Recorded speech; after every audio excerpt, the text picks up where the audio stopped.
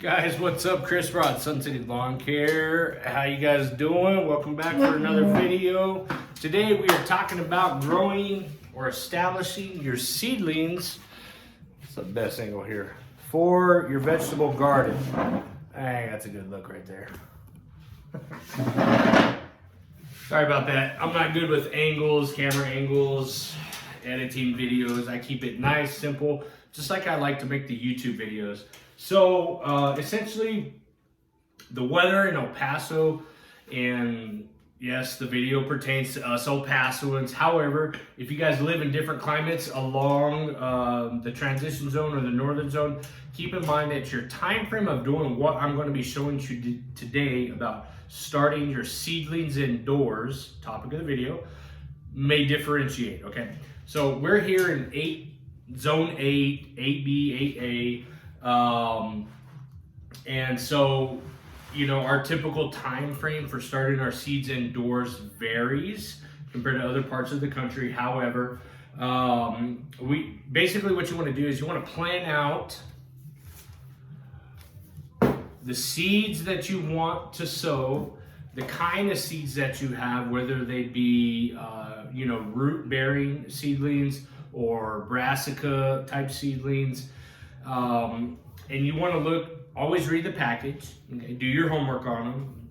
Make sure that the variety that you're trying to grow will actually thrive in your area, in your zone. And then take your last frost date. That's the key date, okay? Now, with that being said, sometimes that last frost date differentiates, okay? A good reference, a tool of reference is the almanac.com, okay? The Gardener's Almanac, okay? Visit that website, type in your zip code, your area, your city, your state, and do some research on when you experience your last frost date in your specific town or your city, okay? So here in El Paso, it ranges, okay? It ranges from the end of March to the first to second week of April, okay? So we've really got like a 3 to 4 week window. So for today's purposes, what I like to do, and just based on statistical data, and I use soil temperatures. Everything I talk about is in regards to soil temperatures, okay? And seed germination factors. And based on statistical soil temperature data, I like to use greencast.com. I use that for my business practice for the lawn care company, and everything that we apply to the lawns is applicable to the garden as well, okay? For example, these past first 2 weeks of February, we do pre-emergent applications for our lawns and our rack bed areas to prevent crabgrass, because once you hit a soil temperature of 3 days plus at 55 degrees, you experience crabgrass germination. So we monitor soil temperatures. We use the greencast.com tool, and that kind of gives us a guide on where we are at currently, and we're also able to look at our 5-year and 10-year statistics in the past here in El Paso. And you can do this for anywhere in the world, basically. You go to the website, you type in your zip code, your area code, or your zip code or your city and state, and it'll give you some stats, okay? So going back to the seed starting, okay? So as you guys can see, let me zoom in here. Let me give you a little close-up of what's going on. What I've done in the past is I've started seedlings dating 4 to 6 weeks prior to my last frost date. And then I have another group of seedlings that we start 2 to 3 weeks prior to our last frost date. And then we have our direct sow seedlings, okay? So these particular seedlings down here, let me see if I can get a good angle here. These are various seeds. We've got a tray of tomatoes, I got a tray of peppers, I've got my okra, I've got some flowers, and I've got various other seedlings in the back there, okay? A year ago, I started those 4 to 6 weeks prior to our last frost date, and it worked out great, okay? You know what? It worked out good. I wish I had produce. I wish I had vegetables sooner. So 2022, what we did is we pushed it back an additional 2 to 3 weeks, okay? So I started these seedlings that you see that have already germinated the first week of February, okay? 2 years ago was around February 16th, okay, after Valentine's Day. So here we are, we're in the 3rd week of February, and what we're doing is we're gonna go ahead and initiate the Brassica seedlings, okay? So you can direct sow these if you like. Okay, brassicas do like cooler soil temperatures. You can get a 70% germination rate if you direct sow Brassica seedlings. You know, your kales, your lettuces, your cabbages, broccoli, you can go ahead and sow those when your soil temperatures are around that 50, 55 degrees soil temperature range. But the germination rate is, you know, like I said earlier, about 70% range, okay?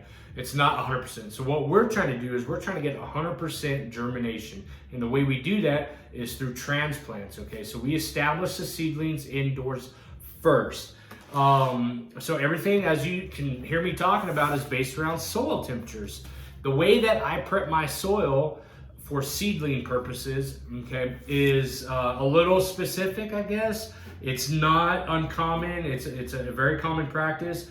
Your ratios, okay, of the product that we have inside my seed starting tray today is part of the topic, part of the video. What I use is a little bit of vermiculite, okay, 1 part vermiculite, and 3 parts of peat moss. It's a 3-to-1 ratio. Again, I'm gonna repeat that.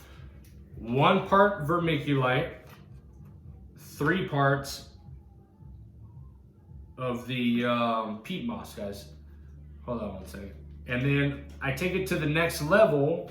What I like to add to it, and this is just me, and you do not have to do this, because a seedling has everything it needs to germinate, minus the water and minus the artificial sunlight that you're going to be producing through your grow lights, is worm castings. I add 1 part worm castings. So, you know, whether you take a little measuring device like this, or you take a 1-gallon pot, a 5-gallon bucket, whatever your measuring device is, keep it the same throughout each portion. If you're just starting off, what I want you to do is just use the vermiculite and the peat moss. 3 parts peat moss, 1 part vermiculite. That's all you need. You don't need to get extensive with this if you're just starting off. Me, this is, you know, our 3rd, 4th year of gardening. And so, you know, I do the research. I typically like to take it to the next level, okay? So in this particular case, this year, what I've added is some worm castings, 1 part worm castings, okay? So anyways, once I fill up all my trays, I give them a good soaking. I soak them down and then I pat them. And what I'm trying to do when I do this is I'm getting rid of the air pockets. So after I've soaked all this, I've watered it down and I've patted it, and I'm getting rid of all the air pockets, okay?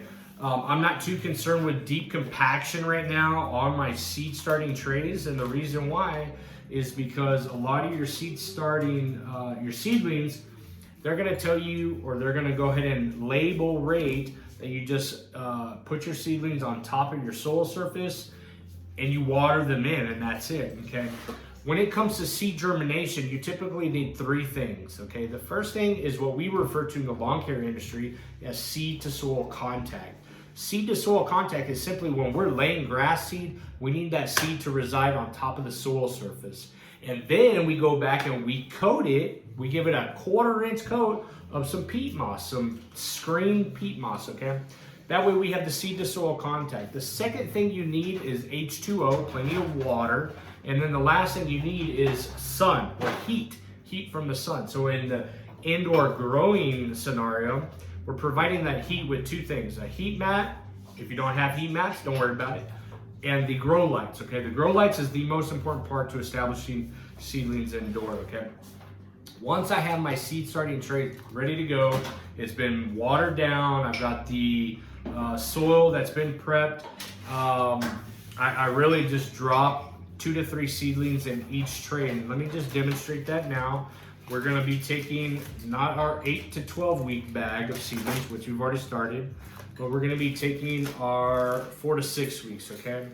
So like I mentioned earlier, you guys wanna make sure you know your last frost date and then date back. Depending on the seedlings you're trying to grow, 4 to 6 weeks, okay?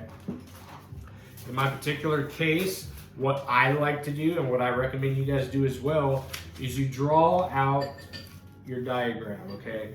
Where you're gonna be placing your seedlings in correlation to your property, in correlation to the sunlight, and what it is that you guys eat, what you want to grow and what you are going to consume.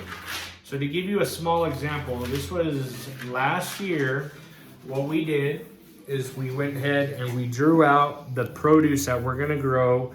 I've got my last frost date, March 25th. So I was planning on the last week of March. And then I date back 4 to 5 weeks, February 15th. 2 to 3 weeks, March 1st. So in this particular scenario, I was a little late on the gun, if you will. This produced well, and so based on soil temperatures, because I always monitor those, we're bumping everything back. We're pushing it earlier, if you will. So I want to get my seeds established sooner. So instead of 2 to 3 weeks on my brassicas, my lettuce, my cabbage, my broccoli, my spinaches, my cucumbers, my watermelons, my squash, instead of waiting 2 to 3 weeks, what I'm doing this year is I'm pushing it back 4 to 6 weeks, okay? So again, we're the last week of February right now, the time of the shooting of this video.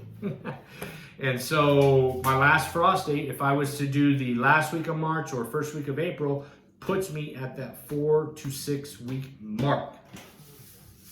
What we got here today? Oh, I really want to get in on this. Let me zoom in here, guys. Sorry for the camera footage. Like I said, don't hate me. We've got some Baker Creek seedlings, and I got a couple others. We're going to be doing some lettuce, Mary Queen. I've got some lettuce, Maryville des Quatre Saisons. I hope I pronounced that. I probably butchered that. I've got some Chinese cabbage, some bloody dock, which this is going to be a first one. And to me, this looks like a weed right off the bat. I'm not going to lie. It looks like a weed, but we're going to go ahead and see what that's all about. I've got my cabbage, some more Chinese cabbage.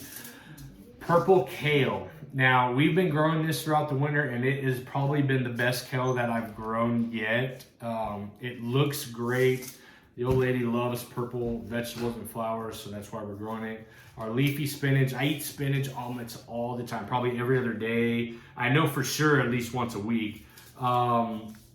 We got our broccoli, and these guys, the pickling, the Boston pickling, the national pickling. We're gonna be trying a new cucumber, the Market More 76s, and my watermelons. I've got my Jubilee watermelons we're gonna be starting. The watermelons, you know, you can start indoors a couple weeks early, or you can direct sow them.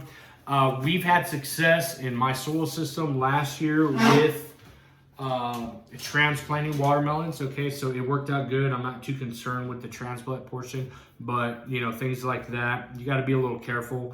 Read up on whether they like to be transplanted or not, or if they're too sensitive. But once I get the tray started and I know what I'm going to be planting in accordance with my list for the new year, so 2 to 3 week mark, or in this case 4 to 6 week mark, I'm just going to go down each one that I've pre-planned and where I'm going to be putting them in my garden, and I'm going to go ahead and sow them. I know how many sowing or seed trays I have, so I can establish whether I'm going to be doing one particular variety or 3 or 6, etc. You guys figure out your math on your own. But what I typically like to do is I follow the rule of thumb, because we do square foot gardening here, and I've got minimal space here in El Paso, West Texas. So everything's kind of tight. So I don't grow mass production, okay? So we like a little bit of everything. And so what I typically do is I follow the old military rule, prior service guys. So we do 3 is 2, 2 is 1, 1 is none. What that means is if I can get 3 to germinate, great, I've got more food. But if something happens and I can only get 2 to germinate, I've got 2. Worst come to worst, nothing germinates, I've got 1 of those seedlings of that particular variety. So I always like to do at least 3 of each different variety, okay? And this right here, we design our garden beds, and you guys stay tuned if you haven't already subscribed and liked the channel, because I'm going to be showing you guys my new garden bed on the side of the house. Okay, the back of the house, if you've been following, is last year we grew a lot of our tomatoes and brassicas, and I had celery and carrots, cabbage. I had everything back there. This year, I'm turning the backyard into a full flower bed, and my garden is completely being transformed into the side yard, where I'm going to be creating El Paso's first desert forest. You hear that? Desert forest. You guys stay tuned for that, because I'm really excited about it. I'm getting the area marked. The city's coming down to mark my lines, and we're going to be excavating, and I'm going to be backfilling over these next few weeks. But you know, outside of the seed starting, all I do is I put, we'll do one together for you guys real quick. This is the Mary lettuce.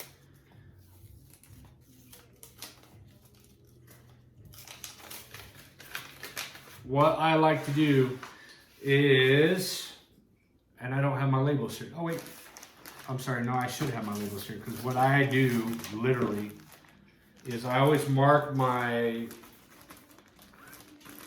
seed trays first. I do one seed packet at a time, and so I only have to do this once for simplicity purposes, because I get extremely busy with the lawn care season. Is I take my handy dandy Artline green marker, which is what do they call this? Dang it, sunlight resistant. It doesn't fade, so I don't have to go and remark every freaking time. Is I go ahead and make out my label of the seedling that I'm going to be doing. Not Mary, this is May. I'm sorry, May Queen, and I put today's date, which is 2/20. So I'll mark it out. I'll go ahead and stick that sucker in there. And just like I do the trays, 3 is 2, 2 is 1, 1 is none, I do for the seedlings. Meaning I put three seedlings in each pod, or each tray, if you will. 3, 2, 3, 1, 2, 3. Ooh, that was way too many. Careful, because some of these will come out faster than others. Once I do that, I don't dig a hole. I don't pin in a hole and then drop the seedlings in, because you have to remember this too. The rule of thumb when it comes to seedlings, is you do not, or let me state it like this. You only bury the seedling as small as the seedling is in length or width, okay? So if you guys, let me see if I can zoom in on this. You literally, this has got to be less, this is maybe 1/8 of an inch. So what we do here is, instead of digging or putting that little pen-sized hole and then dropping the seedling in and then covering the hole back up, once I have those in, I take some of my extra mix that I've made and I simply cover it up. I give it a light coating. Light coating. I'm going for pure germination here.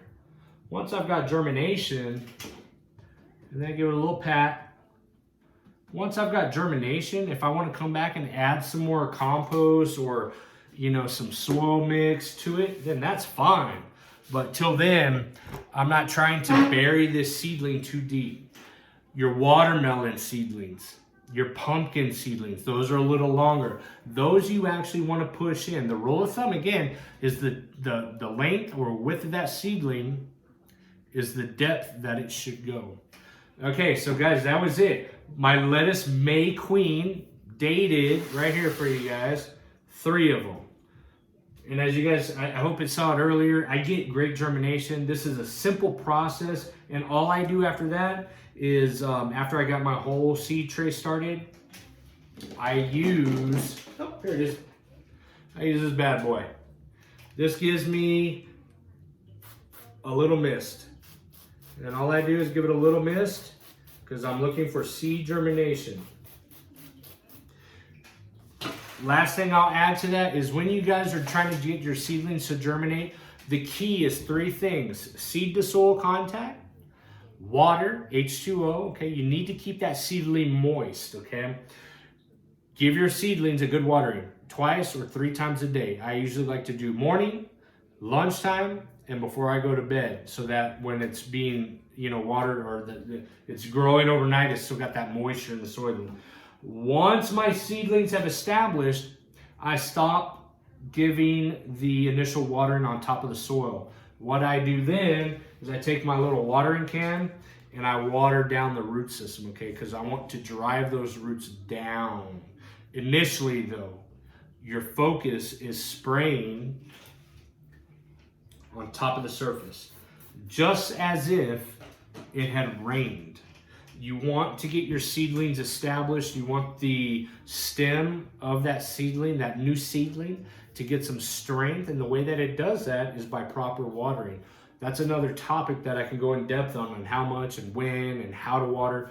But for seed starting purposes, all we're simply doing, seed to soil contact, keep it moist, get it under your grow lights until it germinates. And you should get germination.